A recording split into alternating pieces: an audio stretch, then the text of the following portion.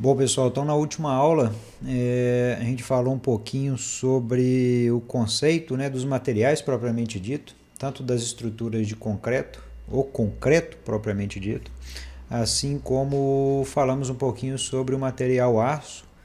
E a partir de agora a gente vai entender um pouco a junção dos dois, né? Então, se a gente tem lá o concreto visto de forma independente, o aço visto de forma independente também, e o que acontece quando a gente tem os dois elementos conjugados, né? O interessante é que, basicamente, os dois dão muito certo porque apresentam propriedades bem semelhantes entre si. Então, tais propriedades, né, elas formam aí como se fosse um queijinho com goiabada, né, aquele negócio que é perfeito praticamente, dentro dos seus limites, obviamente. Então, a gente discutiu um pouco sobre esses limites de cálculo, né, sendo que tanto para o concreto quanto para o aço existem limites estabelecidos, tal qual fazem com que a estrutura concreto armado dê certo. Na última aula a gente falou também um pouquinho sobre deixa eu ver um pouquinho sobre durabilidade, né? Se eu não me engano, classe de agressividade. Eu fiquei, eu acho que de trazer para vocês o quadrinho da norma, né? Que seria as referências da norma. Então vamos ver aqui. Deixa eu pegar aqui tabela. Classe de agressividade 6118. Deixa eu ver aqui.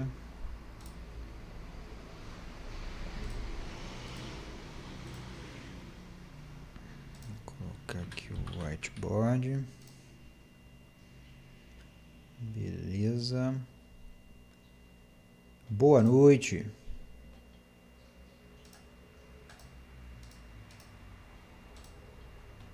Então, deixa eu abrir aqui para vocês, só para vocês darem uma olhada. E a gente... Opa! Isso, copio. Joia. Bom, quando a gente vai lá na NBR 6118, então basicamente é essa tabelinha aqui que vai estar lá para a gente, né? Primeiro passo para entender, ou na verdade classificar o meio ambiente, é justamente entender o que a norma traz como referência de classe de agressividade. Então a gente vai ter basicamente 4 grupos, né? Dentre esses grupos,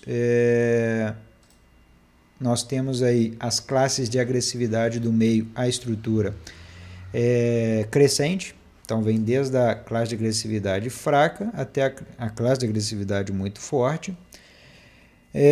A gente tem algumas tipologias básicas de ambiente, né? Que seria vamos dizer, um exemplo, né? Uma exemplificação do que seria, né? Na classe de agressividade fraca seria um ambiente rural, e na classe de agressividade muito forte, a classe mais agressiva seria respingos de maré. E aí a gente vai entender um pouquinho o que seria cada um desses. Quando a gente fala de ambiente rural, não quer dizer que é aquele ambiente onde eu tenha lá a casinha de campo com algumas vaquinhas, boi, né? Onde eu tenho aí uma condição de descansar os finais de semana. Na verdade, a gente está falando de um ambiente cuja a concentração de gases agressivos à nossa estrutura sejam baixas. Então, eu cheguei até a comentar que existem meios ditos rurais, próximos de centros urbanos, que são tão agressivos quanto os meios urbanos. Então, fica a cargo do engenheiro fazer essa classificação. Quando a gente vai na sequência, então, né, aqui, rural e submersa entra dentro do mesmo grupo, tá bom? Seria uma classe de agressividade insignificante. Por que submersa é? Se você pensar, você tem uma estrutura completamente isolada do meio externo, né? Então ela está submersa em água, por exemplo, ou às vezes está em um solo com Na, né, ou até mesmo dentro, né, no solo. Consequentemente, a gente vai estar eliminando um possível ataque, uma possível reação, né? Na verdade, a gente quebra um dos elementos que agem dentro da cadeia de oxidação da nossa estrutura. Então, consequentemente, a gente acaba podendo tratar essa estrutura numa condição um pouco mais branda. Quando a gente vai lá para a classe de agressividade moderada, aí temos como referência o meio urbano. A norma traz algumas ressalvas quanto ao meio urbano, e isso é muito interessante, que essas notas de rodapé, elas nos dão algumas diretrizes, né? Dessas diretrizes, como tornar essa condição de agressividade um pouco menos rigorosa à minha estrutura. Por quê? Toda vez que a minha classe de agressividade ela vai aumentando de nível, ela vai se tornando cada vez mais rigorosa, basicamente eu tenho condições de cálculo também rigorosas. Né? Se eu tenho lá a classe de agressividade 1, né, que é o fraco, minha classe de concreto é 20 MPa. Se eu tenho uma classe de agressividade um pouco mais rigorosa, né, tanto os cobrimentos quanto o FCK, né, que seria a resistência do concreto, ela aumenta também proporcionalmente. E o que é bem interessante dessa tabelinha é quando a gente começa a tratar essa minha estrutura dentro de uma classe de agressividade um pouco mais rigorosa, um pouco mais agressiva, né? Então, quando a gente vai lá para o CAA forte ou muito forte, o meio marinho, né, o meio externo, o meio ambiente marinho, ele torna-se muito agressivo, e tanto na classe forte quanto na classe muito forte, o ambiente industrial ele está muito presente. E por que ele está nas duas classificações? Basicamente, existem diversas tipologias de estruturas. Como consequência, a gente tem diversos meios agressivos à nossa estrutura, ficando a cargo do engenheiro avaliar essa agressividade e estabelecer uma condição de classificação do meio. E por último, também importante, a gente tem os ditos respingos de maré. Cara, o respingo de maré é um negócio interessante, que é o seguinte, ó, vamos supor que a gente tem que seja um pilarzinho formando um deck lá na orla marinha. Quando a gente fala respingo de maré, é aquela condição onde eu tenho a molhagem e, por consequência, a secagem. Vamos tomar como referência a maré alta, depois a maré baixa, maré alta, depois a maré baixa, maré alta, maré baixa. Então, aquela sua estrutura ela vai ficar em um ciclo de agressividade muito alta, porque ora ela está submersa, ora não está, ora está submersa, ora não está, ora você tem a concentração dos sais, ora você tem a absorção dos sais, ora você tem a condensação dos sais, ora você tem a absorção dos sais, e fica naquele processo. Então, ora o oxigênio está agredindo, ora não está. Então, por consequência, você acaba tendo um ataque muito agressivo àquela sua estrutura, e tais estruturas elas acabam entrando em colapso ou perdendo a durabilidade em um curto espaço de tempo. Então, por consequência, para tentar driblar um pouco essas condições, a gente tenta isolar ainda mais essa minha estrutura do meio externo e envolver aquela minha armadura com um material ainda mais impermeável ou menos permeável, que são os concretos de alta resistência, digamos assim. Então, quando eu falei com vocês, ó, deixa eu pegar uma outra tabelinha aqui. Quando eu falei com vocês que proporcionalmente associado a essas classes de agressividade, nós temos também as relações água-cimento. Então, nós temos aqui para a classe de agressividade 1 até a classe de agressividade 5, concreto armado, concreto protendido, concreto armado, concreto protendido. Então, na verdade, nós temos, ó, dessa linha preta para cima, a relação água-cimento mínima a ser cumprida na sua estrutura. Classe de agressividade 1, no mínimo 0,65. Classe de agressividade 4, no mínimo 0,45. E, obviamente, vocês vão lembrar lá da materiais de construção civil que vocês fizeram, que quanto menor a relação água-cimento, maior a resistência e menor a permeabilidade, são menos poros na sua estrutura. Então, por consequência, você tem um concreto que, querendo ou não, ele envolve melhor a sua estrutura ou isola melhor a sua estrutura do meio. E olha só que interessante, quando a gente fala aqui de concreto armado, olha as classes de resistência, né? Na semana passada eu estava com dúvida em relação às últimas, né? E tá aí a classe de resistência básica da nossa estrutura. Lembrando que para a classe de agressividade 1, que é a mais branda, é no mínimo 20 MPa, e a mais rigorosa, que é a classe 4, no mínimo 40 MPa. Então percebam essas demandas de projeto, nessas demandas que tomam como referência a NBR 6118. E o mais interessante é o seguinte, tudo isso que vocês acabaram de ver, que são essas duas referências, você vai inicialmente fazer a classificação do meio, na sequência fazer a identificação, né, a partir do momento que você identificou o CAA, classe de agressividade ambiental, você vai fazer a identificação da classe de resistência do concreto a ser trabalhada, e a partir daí você também vai ter uma orientação, um norte, tanto dos cobrimentos a serem utilizados e, obviamente, né, a gente acabou de falar da resistência do concreto. Então, são dados intrínsecos ao desenvolvimento do projeto, né? Você, obviamente, tem que fazer essa classificação para dar o pontapé inicial. E quando a gente fala de cobrimento, deixa eu pegar aqui uma tabelinha para a gente. Deixa eu ver. Tá aqui, ó. Copiar. Vamos colocar ela na tela aqui para a gente.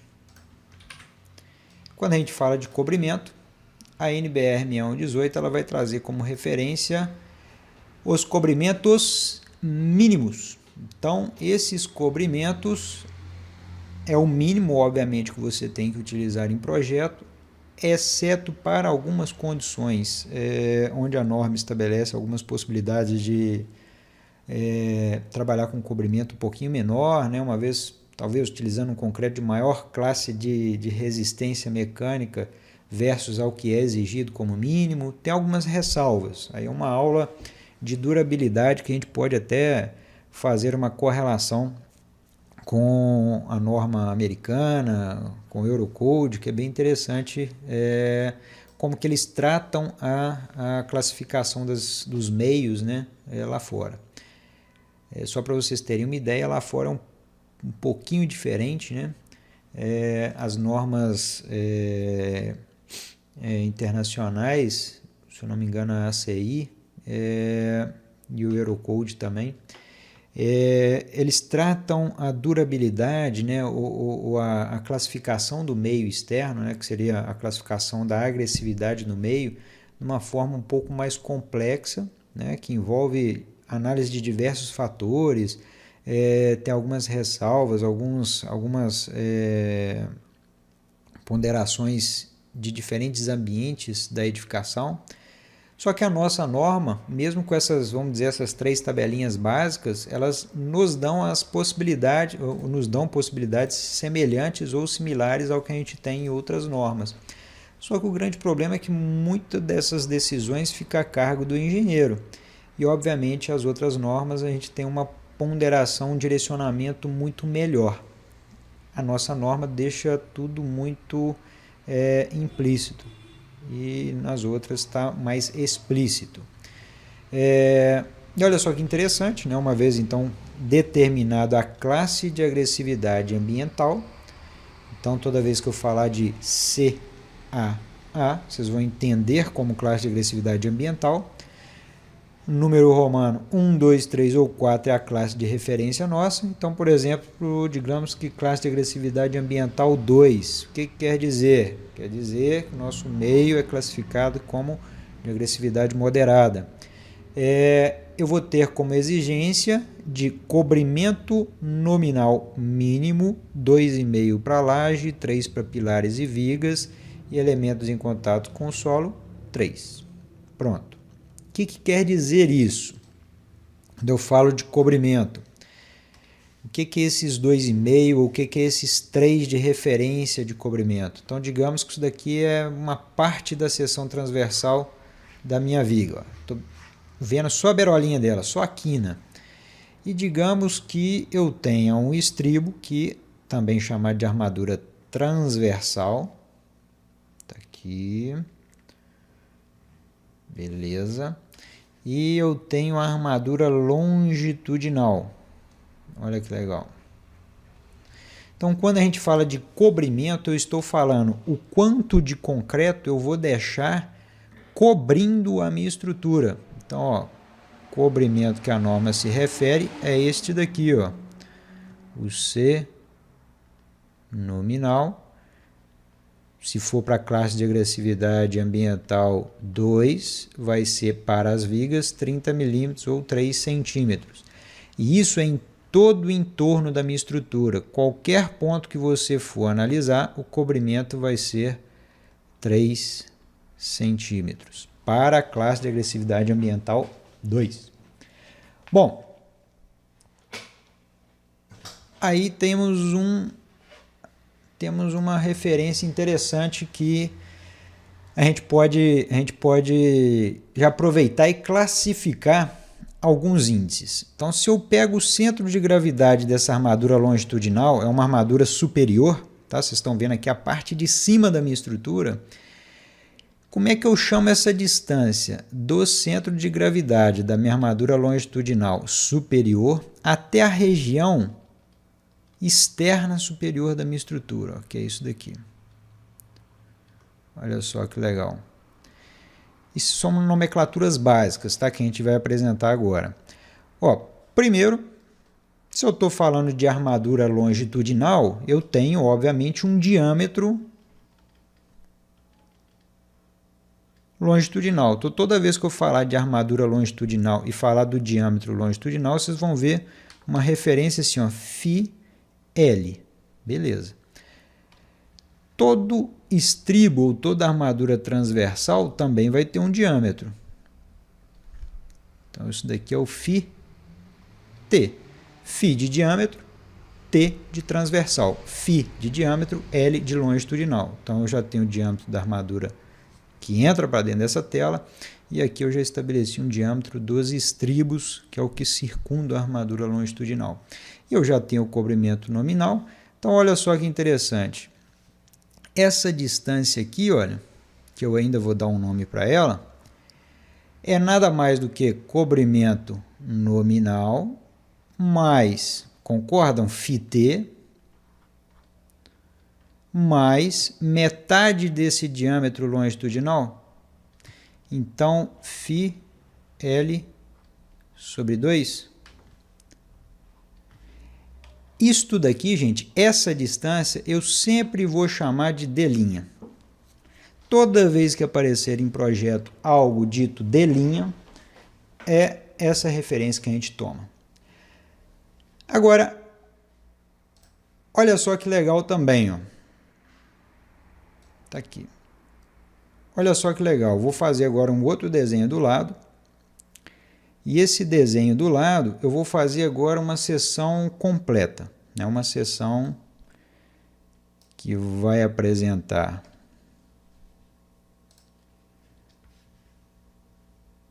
aqui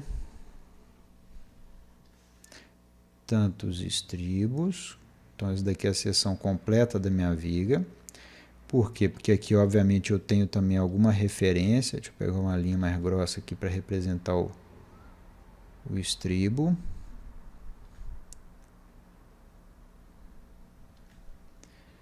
Tá aqui a armadura transversal. Opa, beleza. As armaduras longitudinal, essa daqui é longitudinal inferior. Não vou deixar de desenhar longitudinal superior. E eu vou identificar para vocês, ó, do centro de gravidade da armadura longitudinal superior até a região mais comprimida, a gente tem o D', conforme eu falei anteriormente. Maravilha. Agora, e se eu pegar como referência essa seção longitudinal aqui embaixo? Essa armadura longitudinal. Eu vou pegar o mesmo ponto de referência, ó, da região mais comprimida, aqui, até a região, até o centro de gravidade da minha armadura longitudinal. Eu vou chamar isso de D. Aqui é D', aqui é D. O que é o D para a gente? Ó, se a gente for analisar tudo isso, se eu pegar, ó, o topo da minha viga até a base da minha viga, o que eu tenho? Pô, todo mundo sabe, é H.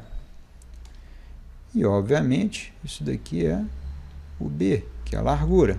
Vocês viram em resistência, vocês viram tudo quanto é matéria da engenharia civil, vocês viram essa referência de base vezes altura. Beleza, agora se eu vier D, eu posso expressar como H, que é a altura total, então H menos, vamos subtrair aqui agora, ó. O que a gente pode subtrair? Cara, eu posso subtrair o cobrimento nominal, que eu acabei de aprender o que é. Cobrimento nominal. Eu posso subtrair, eu posso subtrair também, ó. Isto. Eu posso subtrair aqui também o φt. Aqui, ó, cobrimento nominal φt, e ainda posso subtrair metade do que eu chamo de φl. φl sobre 2. Então, quer dizer que esse meu D é nada mais do que cobrimento nominal, o nome é índice, tá? Cobrimento nominal, menos φt menos φl sobre 2. Olha que maravilha, cara. Isso daqui é uma equação importantíssima. E esse D, a gente vai dar um nome também chamado de altura útil. Por que altura útil? Porque nos meus cálculos, só para vocês terem ideia, o que vai entrar como referência não é o H na minha estrutura. O que vai entrar como referência é o D. Mas por que não entra como referência o H e sim o D? Porque basicamente a nossa estrutura ela é representada por um diagrama tensão de tração, tensão de compressão. E se a gente for analisar, os diagramas de compressão e tração se desenvolvem a partir do centro de gravidade da minha barra até a região de concreto comprimido. Então, a região de compressão, basicamente, do meu concreto começa aqui em cima e vai até onde a gente tiver a nossa linha neutra, que vocês viram isso lá em resistência dos materiais. E a partir da linha neutra, o que se desenvolve é basicamente tensões de tração. E essas tensões de tração se desenvolvem até o centro de gravidade dessa armadura longitudinal. Daqui para baixo não tem tensão. Tem tensão? Tem, mas são tensões que são desprezadas no desenvolvimento do nosso cálculo. Vocês vão entender ainda mais com o que a gente vai falar hoje. Mas entendam que esse termo chamado altura útil, ele é muito importante no desenvolvimento do nosso projeto. E entendam o que se trata essa altura útil. É nada mais do que uma relação geométrica da minha seção que estabelece uma área de trabalho, vamos dizer assim. Pessoal, tranquilo? Tá dando para entender? Beleza? Hora ou outra minha câmera ela vai mudar aí, porque eu estou testando uma gravação aqui para ficar mais fácil da gente postar lá no YouTube. Bom, no mais, pessoal, acho que o que eu precisava informar para vocês sobre parâmetros iniciais era isso. Ah, mas onde que eu encontro o cobrimento nominal, professor? Tá, cara? Eu acabei de mostrar para vocês que lá na NBR 6118, conforme a classe de agressividade, o cobrimento nominal está aí. Tá, mas aí fica a dúvida. Ninguém perguntou, mas eu pergunto. Acabei de falar para vocês que a altura útil é o que a gente vai tomar como referência no nosso dimensionamento. Só que eu estou dimensionando a minha peça para poder encontrar a quantidade de aço que eu preciso colocar nela e ela resistiu ao esforço. Mas como é que eu vou calcular a quantidade de aço, sendo que eu já preciso da bitola, que seria também a quantidade de aço, tanto transversal quanto longitudinal? Aí, eis que a norma fala o seguinte: se você ainda não tem a armadura de referência, obviamente você vai utilizar, vai dar um chute inicial. Você vai tomar como referência uma bitola para armadura longitudinal de 5 milímetros até 8 milímetros, mais ou menos. E você vai tomar como referência para armadura longitudinal, o FIEL, uma barra de 10 milímetros, por exemplo. Na verdade, de 10 a 16. Mas o que a gente faz? Eu tomo os dois extremos inferiores, que são números redondinhos, fáceis da gente trabalhar e que nos dão um resultado muito bom. Então, toda vez que a gente for analisar a altura útil, D, a gente vai seguir essa regrinha aqui, H menos o C nominal. O C nominal, cara, ele é dependente de cada classe de agressividade, então não tem como eu estabelecer um valor fixo, a não ser que a gente trabalhe com uma classe de agressividade, tipo classe de agressividade 2, nas nossas aulas, para ficar mais fácil.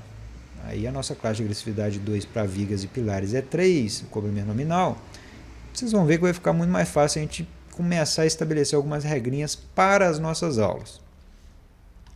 Então vamos lá, ó. Se eu falei com vocês que a minha armadura longitudinal ela é 1, né, que seria 10 milímetros, e a armadura transversal ela pode ser adotada como 5 milímetros, então eu venho aqui, 5 milímetros é 0,5 centímetros, 1 centímetro, que é a barra de 10 milímetros, dita 3/8, é 1 centímetro sobre 2, que é meio. Então quer dizer que meu cobrimento nominal, minha altura útil, desculpe, é H menos C nominal menos 1 centímetro. Meio com meio, 1. Isso. O que a gente vai fazer aqui na nossa aula de concreto? Eu vou simplificar essa equação. Eu vou trabalhar sempre para classe de agressividade ambiental 2, essa fórmula pode ser reescrita da seguinte forma: D igual a H menos o cobrimento nominal para a classe de agressividade ambiental 2, não é 3 centímetros? Então é 3 menos 1. Então quer dizer que a minha altura útil vai ser H menos 4 centímetros. Isso daqui vai ficar uma regrinha rapidinha para a gente usar nos exercícios típicos de dimensionamento estrutural, considerando classe de agressividade 2. Então, H menos 4 vai me dar minha altura útil. E se a gente tomar como referência também, o meu D' vai ser 3 mais meio, 4. Então, geralmente, meu D' aqui também, eu trato ele como 4 centímetros. D é igual a H menos D'. É uma outra simplificação que a gente tem. Beleza, pessoal? Deu para compreender? Estabelecemos regrinhas iniciais para o nosso dimensionamento, que a gente vai utilizar isso daqui, à torta e direita. Bom, visto isto, não tem dúvidas, ninguém falou nada, então vamos continuar. Qualquer coisa, falem alguma coisa aí que a gente dá uma paradinha. Bom, vamos voltar aqui para o nosso caderno de anotações e aqui.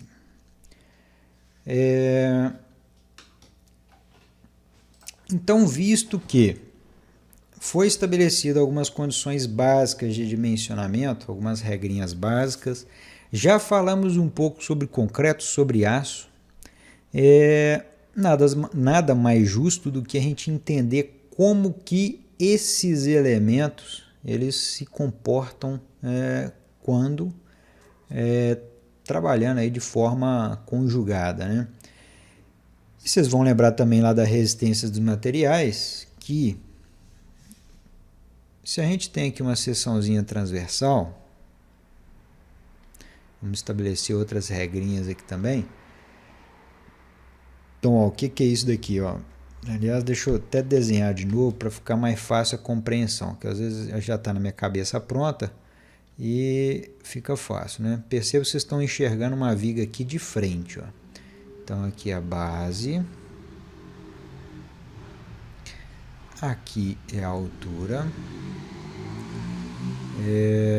Vamos colocar um estribo nessa seção longitudinal. Então, vocês vão ver aqui um estribinho.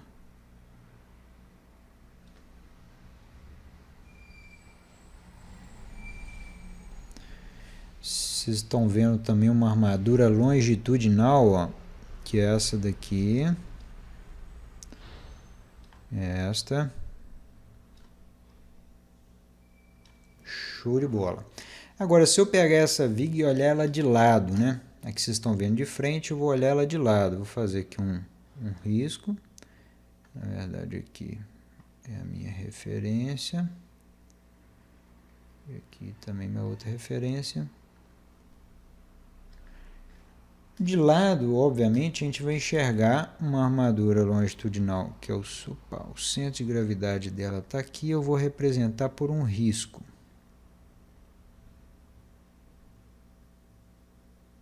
Eita. Vamos ver aqui.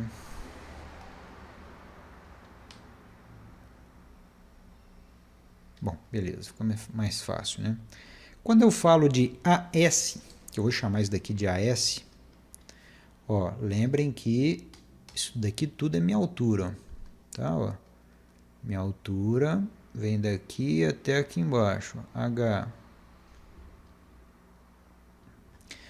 Obviamente, essa minha estrutura vai estar sendo solicitada por um momento fletor, que eu vou chamar de MSD. Esse MSD, ó, eu tenho o conjugado dele aqui, né? Eu vou tirar ele daqui, mas só para vocês entenderem. É como se eu estivesse pegando uma reguinha, aplicando uma flexão de um lado, uma flexão de outro, ó, fletindo o meu elemento. Se eu estou fletindo esse elemento, o que vai acontecer com ele? É como se ele fizesse uma curvatura. Então ele vai fazer isso daqui, ó. Opa, tá bem fora, né? Ele vai fazer isso, ó, tá tracionando embaixo e comprimindo em cima. Eu tenho uma linha neutra aqui que estabelece esse limite entre a região tracionada e a região comprimida. Beleza. Eu vou tirar esse MSD aqui que ele vai acabar me atrapalhando, mas ele existe, entendam isso. Eu não vou desenhar armadura longitudinal lá em cima, por quê? Porque essa armadura longitudinal aqui, ela serve por hora só para segurar estribo. Tanto é que a gente chama isso daqui de porta-estribo. Por hora, isso daqui é só um porta-estribo. Porta-estribo. Show de bola. E aqui embaixo, o que eu falei de AS é a área de aço. Área total de aço tracionado.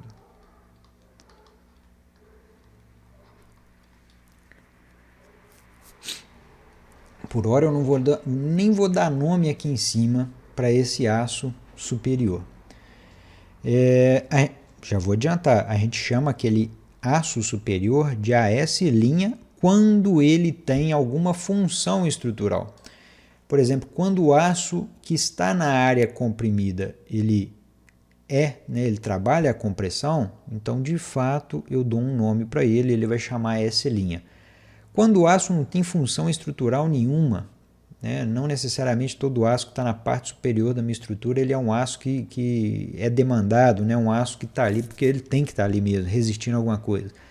Na verdade, tem bitolas aí, a gente usa geralmente 5 mm, 6.3, são bitolas que fazem a função básica de apenas amarrar o estribo, a minha armadura transversal, para ela não ficar dançando dentro da minha estrutura, eu coloco uma armadura superior, né? Vou lá e coloco um araminho de tal forma que aquele meu estribo ele não fica sambando dentro da minha seção na hora da execução.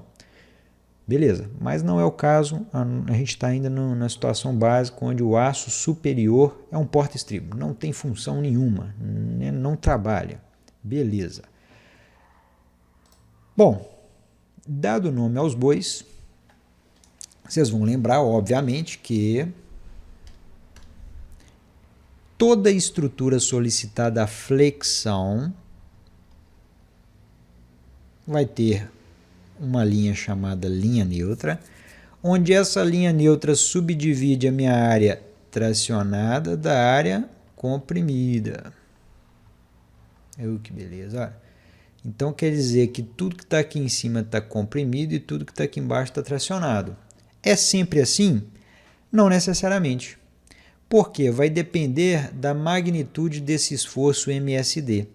Se esse esforço MSD ele for tão grande a ponto de solicitar uma área comprimida e solicitar uma boa área tracionada, a gente vai enxergar isso que vocês estão vendo aqui.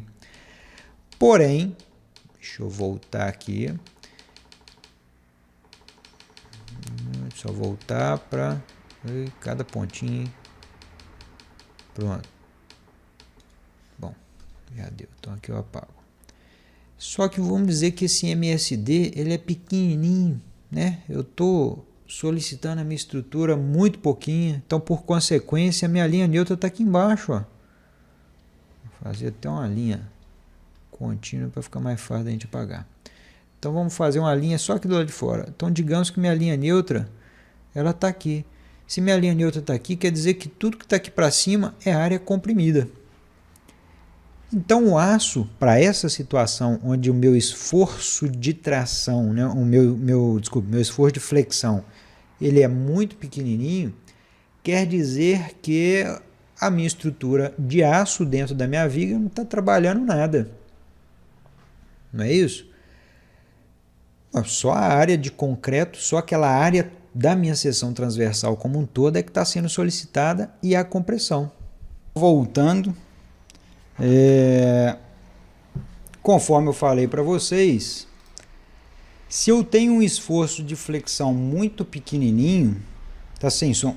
Opa, beleza, obrigado. Tava desligado o áudio. Então, né, acabou que a internet caiu aqui, tá? Vocês me desculpem, faz parte, né? A gente tá sujeito a tudo. A internet hoje aqui no escritório não tá muito boa não. Já caiu umas 5 vezes hoje pela tarde. Mas vamos lá. Então, conforme eu estava falando para vocês, se a gente tem um esforço de flexão muito pequenininho, quer dizer que eu vou ter, obviamente, né, eu posso ter, obviamente, uma área de compressão total na minha peça.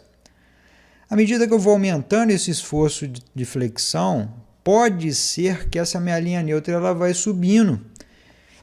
Se a minha linha neutra ela vai subindo, quer dizer que começa a surgir área tracionada na minha estrutura. Deixa eu só... se eu tenho área tracionada na minha estrutura, obviamente, eu tenho uma mudança nesse elemento. Opa, vou colocar tudo linear. Aí a minha linha neutra... Oi? Pode falar, Silvia. Opa, desculpa. Que zerou tudo, né? Como eu entrei de novo, zerou tudo. Agora foi, né? Joia. Então vamos apagar. Vou começar de novo aqui, ó. Então, ó. Se eu tenho um esforço de flexão muito pequenininho, minha linha neutra pode estar lá embaixo. Então toda a minha área superior da minha estrutura pode estar comprimida. Agora, se eu aumentar um pouquinho aquele esforço fletor, aquele MSD, então, consequentemente, aquele diagrama de tensões na minha seção, né, tensão de tração, tensão de compressão, ele vai se alterar. Então, consequentemente, eu posso ter... antes disso, né, como é que seria o diagrama de tração ou compressão desse meu sistema, só para a gente poder compatibilizar. Ó. Ó, se eu pegar isso daqui, eu só tenho compressão, ó, mais nada. Opa, então a minha estrutura estaria toda solicitada a compressão para essa condição onde eu tenho esforço de flexão muito pequenininho. Beleza. Agora vamos para outra situação. Digamos que eu aumentei um pouquinho o esforço de flexão dessa minha seção transversal. Se eu aumentei o esforço de flexão, a minha linha neutra, obviamente, ela vai alterar. Digamos agora que minha linha neutra, ela subiu um pouquinho. Opa.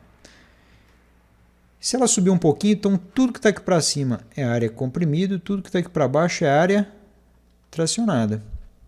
Só que percebam que a linha neutra está passando bem em cima do centro de gravidade daquela minha barrinha. Ou seja, se está passando em cima do centro de gravidade da barra, quer dizer que a barra não está sendo solicitada por nada, nem por tração, nem por compressão. O que está sendo comprimido é concreto que está aqui em cima, e o que está sendo tracionado também é o concreto que está aqui no cobrimento. Beleza. Como que seria o diagrama dessa minha estrutura? Diagrama de tensões, ó. Então aqui é o topo, aqui é a base, ó. Eu tenho compressão e aqui minha linha neutra, então quer dizer que minha tração está bem aqui e minha compressão está aqui, ó. Compressão e aqui tração. Então o que está dessa faixa para cá é tração, o que está aqui é compressão. Então aqui seria tensões de tração. Pouquinha tração. Beleza, vamos aumentar mais um pouco os esforços, né? O momento fletor. Digamos que eu vou aumentar um pouquinho mais o momento fletor, beleza. Opa, aumentando. Então quer dizer que esse momento fletor, aumentando ele, minha linha neutra também modifica. Agora a minha linha neutra, ela reduziu ainda mais a área comprimida. Então a área comprimida é só o que está aqui em cima. E a área tracionada é tudo que está aqui embaixo. Só que meu concreto, ele tem um limite de resistência à tração muito baixo. Então se eu tenho aí um concreto de 100 MPa, a compressão, eu vou ter uma resistência à tração na ordem de 10%, 10 MPa, que é muito pouco. Então, o que acontece, a gente até despreza, na grande maioria das situações, a resistência à tração do concreto. E é nessa situação que o aço ele entra como elemento principal resistente à tração. Então, a área tracionada vai ser concentrada toda na região de aço. Daqui, né, o que tiver de concreto aqui para baixo, eu simplesmente considero que ele está fissurado, porque tracionou, fissurou. Mas por que que aqui embaixo, né, quando estava tracionando esse trechinho aqui, ó, no exemplo anterior, você considerou? Cara, porque a tensão de tração era tão pequenininha, porque o próprio concreto resistia. Agora, as tensões de tração são tensões de tração relativamente altas e, por consequência, eu não posso desprezar, ou eu não posso considerar que o concreto ele é resistente. O que eu vou fazer é considerar tensões de compressão e aqui tensões de tração. Opa, a tensão de tração está toda concentrada aqui onde tem aço. Beleza. Isso é um diagrama típico da minha estrutura de concreto armado. Mas e se eu aumentar ainda mais a solicitação, meu MSD? Eu vou jogar tudo lá no limite, cara. Tá todo mundo. Meu MSD vai ser o máximo possível na minha seção transversal. O que vai acontecer com a minha estrutura? A minha estrutura ela vai se comportar dentro das condições limítrofes dela também. Então vamos lá.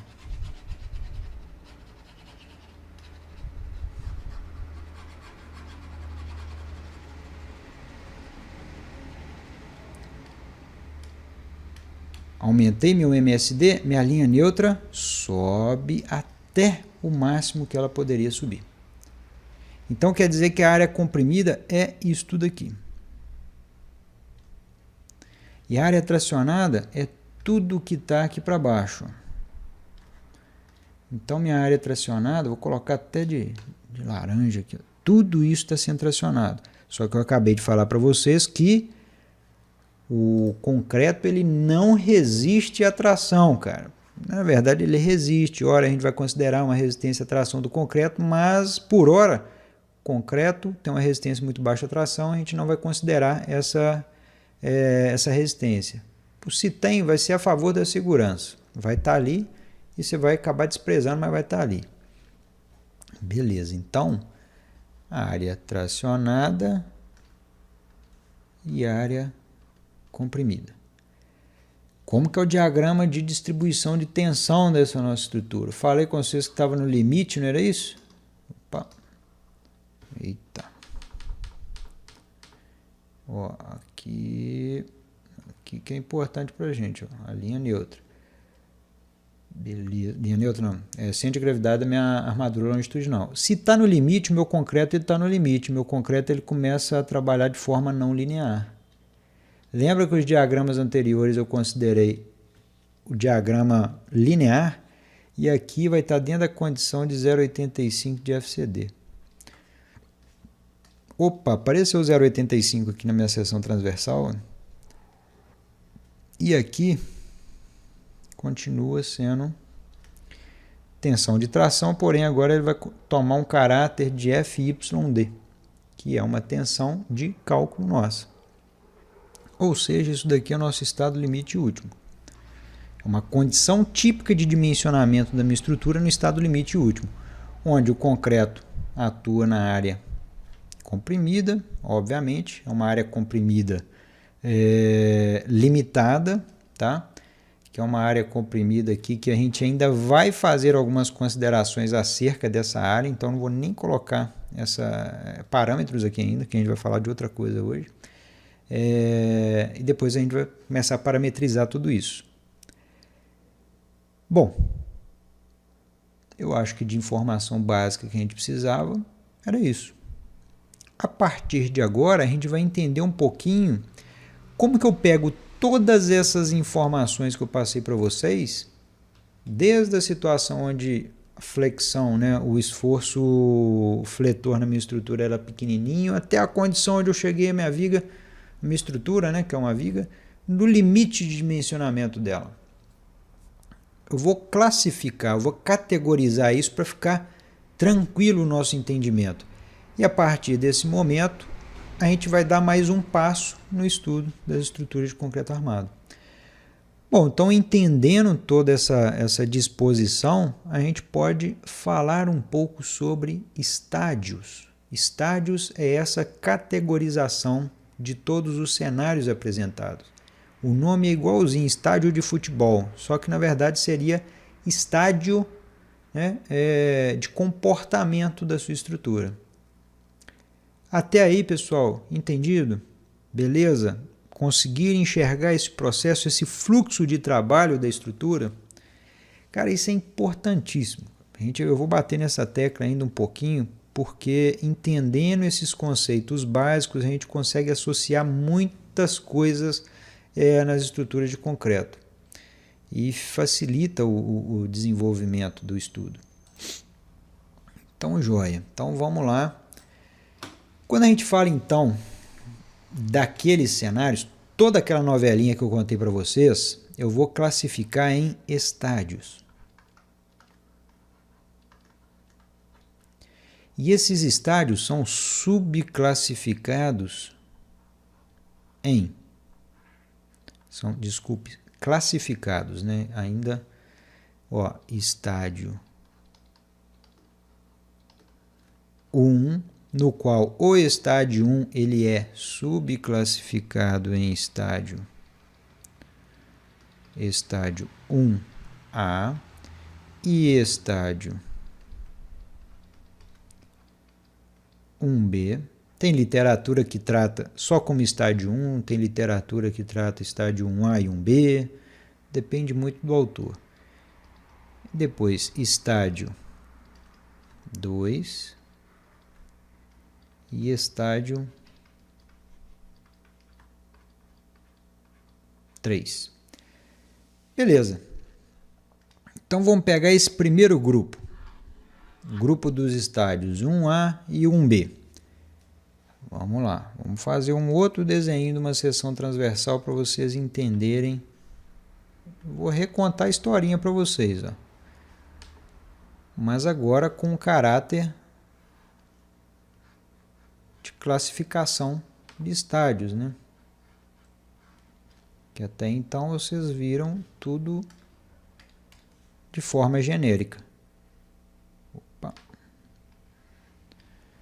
Mesma coisa que a taxa de aço, essa é uma seção transversal. Essa daqui é a altura da minha seção transversal. Vamos colocar aqui a altura. H. Quando eu levo até o centro de gravidade da minha barra, isso daqui chama altura útil.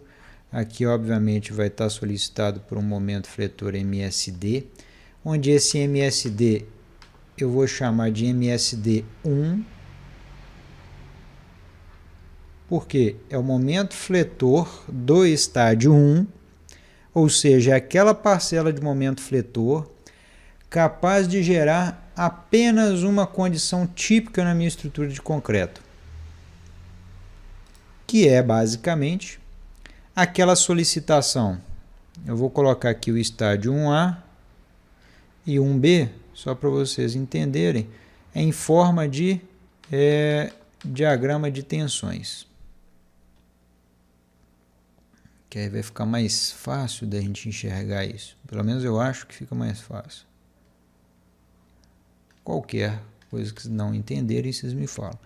Quando eu falei para vocês aquela historinha, onde o momento fletor era tão pequenininho, ao passo que a minha estrutura ela era solicitada apenas ao esforço de compressão, integralmente. O que é integralmente? Até lá no cobrimento estava comprimido, a gente chama isso de estádio 1A. É a condição onde o concreto não está sujeito a tensões de tração. Isso é estádio 1A. Quando as tensões de tração começam a se desenvolver, porém, até no máximo o cobrimento, então eu vou desenhar aqui de vermelho, as tensões de tração estão aqui, e de verde as tensões de compressão, de azul, né? Então quer dizer que isso tudo aqui é tensão de compressão. Olha só. Então quer dizer que só o cobrimento ele está sujeito a tensões de tração? Sim. Então quer dizer que só o cobrimento vai estar fissurado? Sim. Então eu chamo isso de estádio 1B. No estádio 1B começam a surgir fissurinhas, porém são fissuras pequenininhas, que ora atinge o centro de gravidade da minha barra, ora está ali só no cobrimento. Estádio 1A, praticamente meu cobrimento nem tem fissura, tem muito pouquinha fissura. Mas o estádio 1B, o meu cobrimento já está fissurado ao ponto de o concreto está apresentando uma resistência à tração. O aço aqui não trabalha, então o aço está como mero coadjuvante, ele não funciona para nada, digamos assim. Bom, isso é uma condição, né? A evolução disso é o que a gente chama de, vamos mudar aqui de parâmetro. A evolução disso é o que a gente chama de estádio 2. Eu não vou refazer o desenho, mas vamos dizer que esse momento fletor aumentou. Ao invés de ser um momento fletor MSD1, eu vou aumentar o momento fletor da minha estrutura a ponto de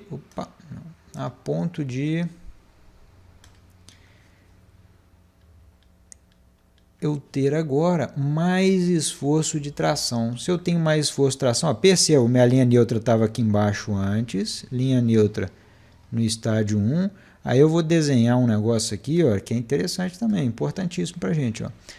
Da região mais comprimida até a região onde eu tenho a linha neutra, eu vou chamar isso daqui de distância da linha neutra. Vou chamar isso daqui de x1. x1A, aí aqui ó, é meu x1B. Perceba como é que minha linha neutra está subindo. Ó. x1B, ó, minha linha neutra lá no estádio 1B está aqui em cima. Ó. Agora, minha linha neutra no estádio 2, ela vai estar mais em cima ainda, ó. Vai estar aqui, ó. Vamos supor. Por quê? Porque o meu diagrama de tensões eu vou desenhar aqui.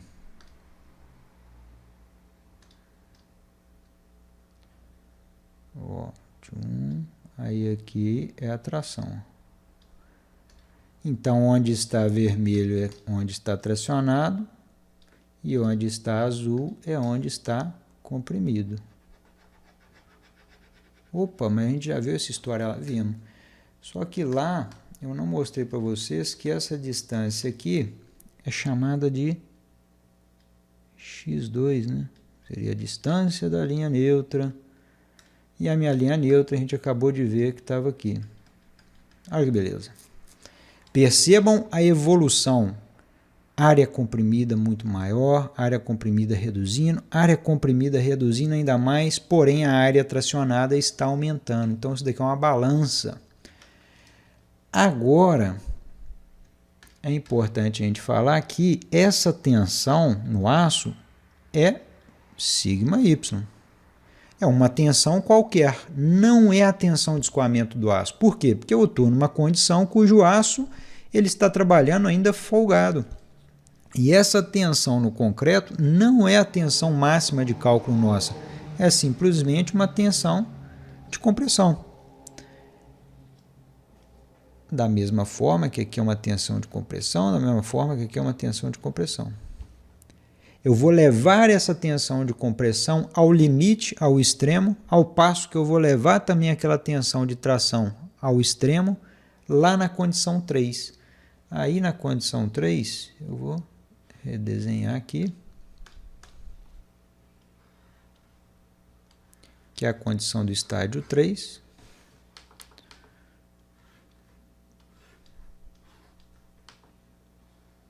Eita.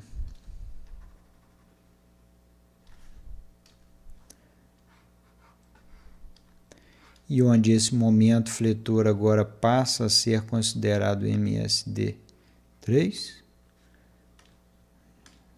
Aquela taxa de aço agora ela está lá no limite dela. Não, no limite. Ela está sendo utilizada de fato. Minha linha neutra aumentou um pouquinho. Olha minha linha neutra aqui. Linha neutra no estádio 3. E aí novamente aquela condição crítica de dimensionamento. Opa, que eu apresentei para vocês anteriormente. E aqui a área tracionada. Lembrando que, deixa eu melhorar um negócio aqui para ficar mais bonito ainda. Olha só que legal. Olha. Opa, aqui. Beleza. Então, opa, faltou aqui a área tracionada. Pronto. Então, lembrando que eu tenho meu limite de 0,85 de FCD. Pessoal, para seções não retangulares, como seção circular, de viga, sei lá, seção onde eu tenho... Seria redução, né? Seria a redução da área comprimida. Esse 0,85 ele muda para 0,8, na verdade, tá? Por exemplo, se eu tiver uma seção transversal assim, ó, onde a minha geometria ela é variável, porém, né, tem uma condição diferenciada. Deixa eu pegar uns outros exemplos aqui que eu acho que fica até mais claro do que eu desenhar. Ó. Deixa eu só pegar aqui ferramenta. Opa. Aqui. Só para ficar claro e eu não esqueci de falar para vocês, não esqueço. por exemplo, ó, se eu tiver seções com largura constante ou crescente, é 0,85, FCD, o efeito Rich é 0,85, e se eu tiver seções com largura decrescente, aquele 0,85 passa ainda para 0,8, porque na verdade eu estou tendo uma redução, uma variação da minha seção transversal à medida que eu aumento a altura, tá bom? É só lembrando. Deixa eu apagar isso daqui. Mas na grande maioria das situações a gente vai trabalhar com 0,85, tá bom? Bom, então voltando, eu tenho aqui a tensão de compressão 0,85 de FCD e eu tenho aqui a tensão de tração FYD. Show de bola. Faltou eu identificar para vocês aquela relação da minha linha neutra, que isso daqui seria o meu X. Opa! X3. E vamos ver mais o que a gente precisa. Eu acho que é isso. Beleza. Só que é o seguinte, o que acontece é que eu já falei para vocês, a gente não gosta de trabalhar com nada não linear. Toda vez que a gente trabalha com situações não lineares, o que acontece é um embrólio danado, né? Porque fica difícil o desenvolvimento, e à medida que fica difícil o desenvolvimento, o negócio se enrola e não sai para lugar nenhum. O que a gente faz? A gente vai simplificar essa condição de dimensionamento de tal forma que a gente consiga deduzir algumas coisas a partir desses diagramas de tensões, né, que é uma situação onde a minha viga está solicitada a flexão simples, uma flexão apenas, né, não tenho composição de esforços. Então, a partir dessa flexão simples, eu consigo analisar a minha estrutura de uma forma fácil, até o ponto onde ela está solicitada essa situação típica. Bom, mas o que eu vou fazer? Eu vou simplificar esse diagrama não linear, eu vou transformá-lo em um diagrama linearizado. E ao linearizar esse diagrama, eu tenho uma perda. E essa perda funciona aí como uma segurança adicional, né? Eu não vou considerar toda a área de concreto presente solicitada a compressão. Apenas 80% dessa minha área vai estar sujeita a compressão. Então, isso daqui eu vou chamar de 0,8x. Então, na minha situação de dimensionamento, eu uso esse diagrama linearizado. E ao linearizar, eu perdi 20% de área de compressão. Beleza, pessoal? Então percebam que eu já tenho aqui uma condição bem boa, né? E é uma condição bem boa onde a gente pode até fazer uma analogia interessante. Por quê? Se eu tenho essa condição de estádio 3, e nessa condição de estádio 3 é onde eu tenho tipicamente a minha estrutura na situação última de dimensionamento, perceba, ó, concreto está no último, na última situação. A área de concreto já reduzi, já estou trabalhando a favor da segurança. A área de aço já está tendo limite de escoamento dele. Cara, esse estádio 3 está diretamente associado ao meu estado limite último. Todos os dimensionamentos serão pautados no estádio 3, é onde a minha viga está fissurada. Por que fissurada? Porque eu falei para vocês que tudo que tiver aqui para baixo eu considero como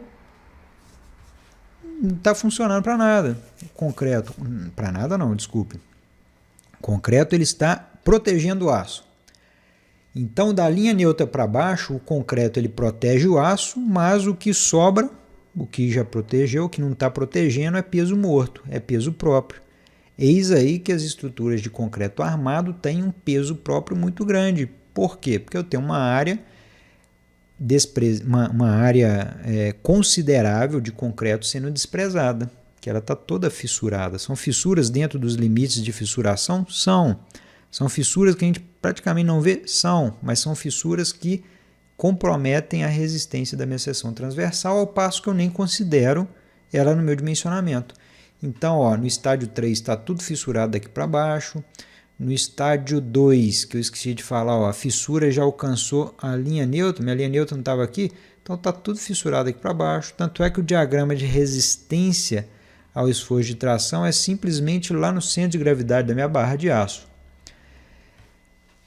Então, se aqui eu estou considerando o estádio 3, no estádio 3 é o meu estado limite último, é onde os meus dimensionamentos serão pautados, o que é o meu estádio 2 e o meu estádio 1?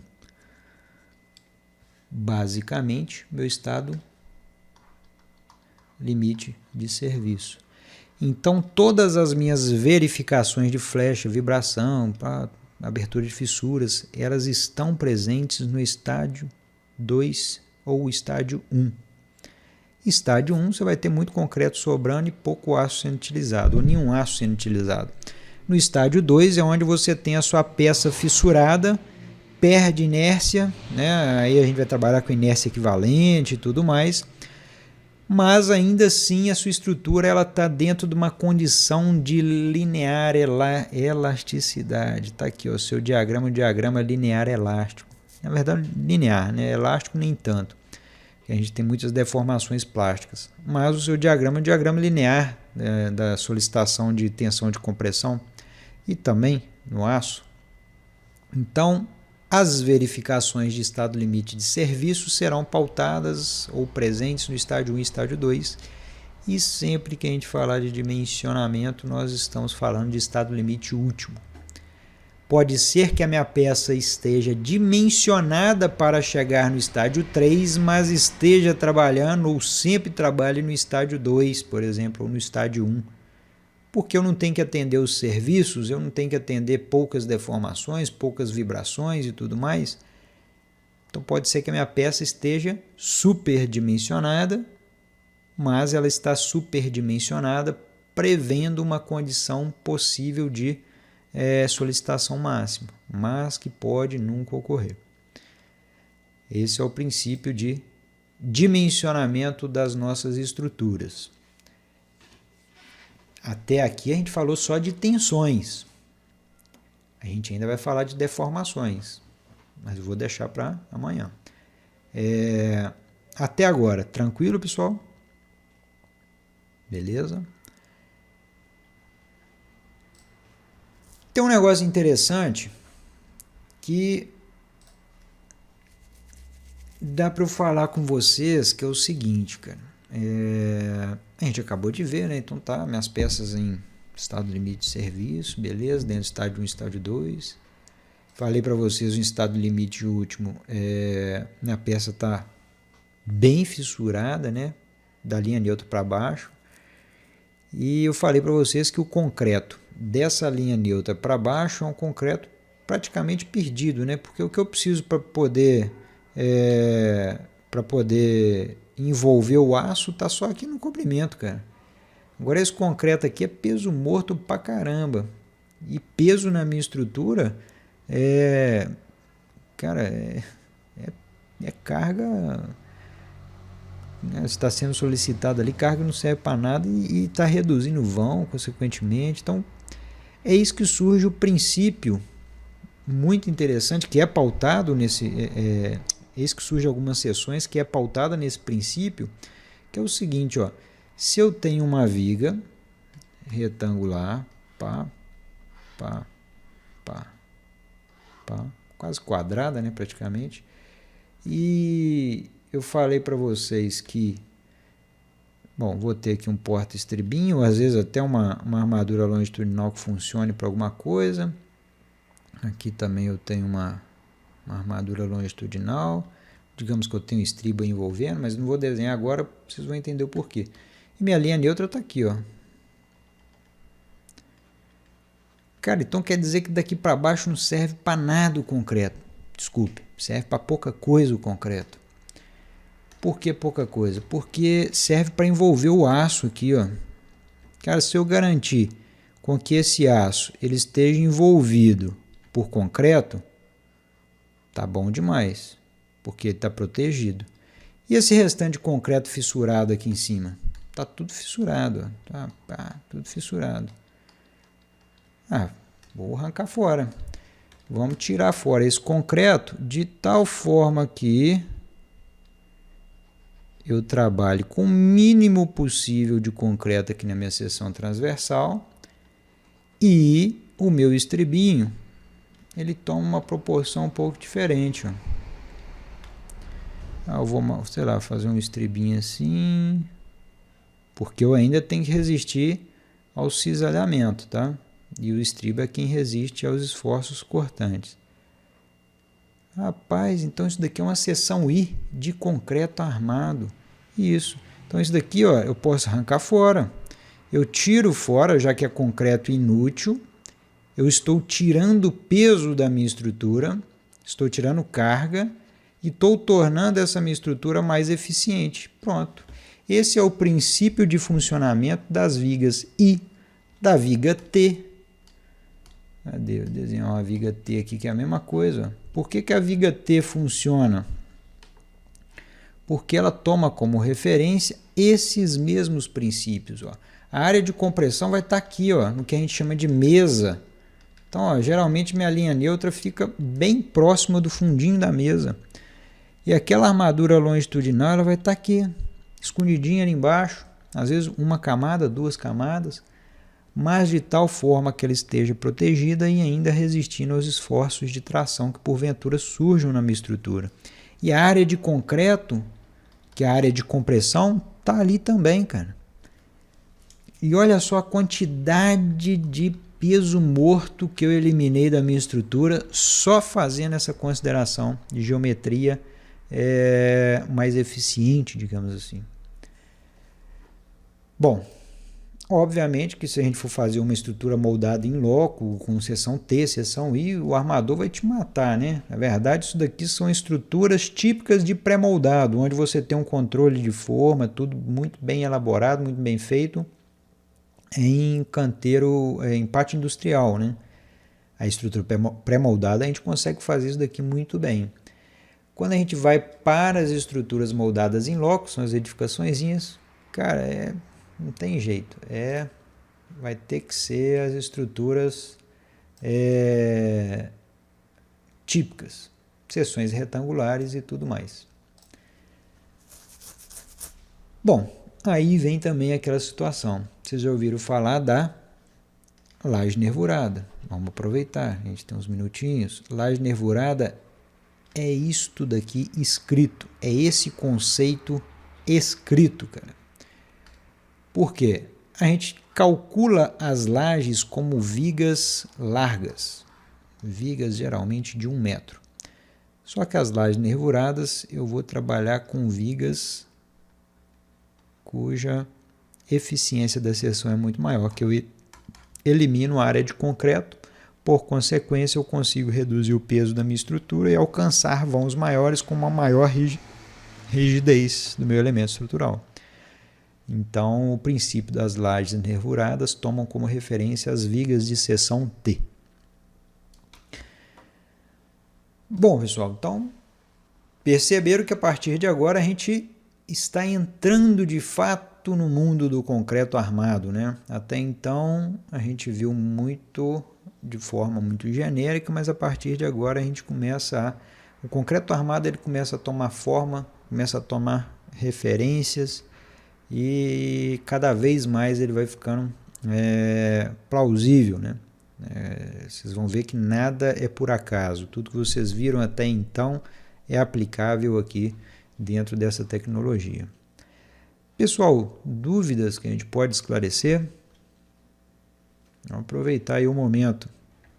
Às vezes uma dúvida do dia a dia de obra ou algo do tipo.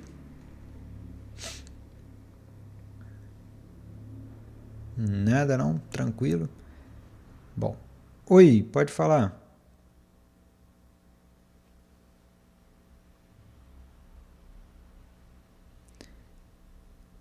Do aço...